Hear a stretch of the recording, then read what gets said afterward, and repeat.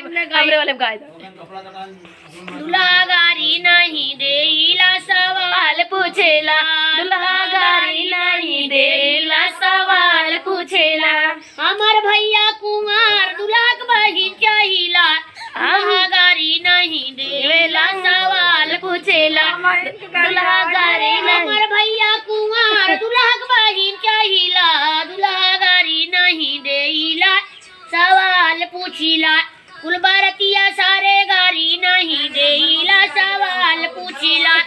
हमर सिद्धार्थ भैया कुमार दुल्हा के बहिन चाहिला, दुल्हा गारी नहीं देला सवाल पूछिला।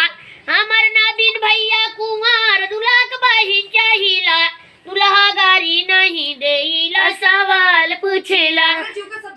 अगुआ गारी नहीं देला सवाल पूछिला, अगुआ गारी नहीं देला सवाल पूछिला।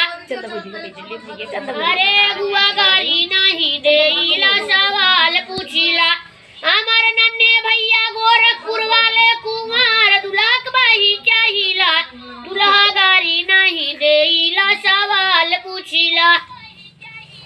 और बस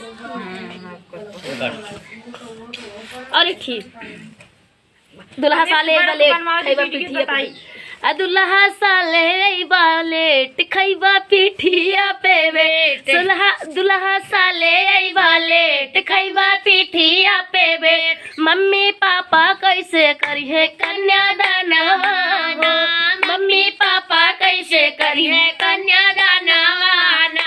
सिद्धार्थ सारे आई बालेट खैबा गड़िया पे बेट, मम्मी पापा कैसे करिए कन्यादानवाना। सुना सुना हमर साले काहे देलू ऐसन गारी, सुना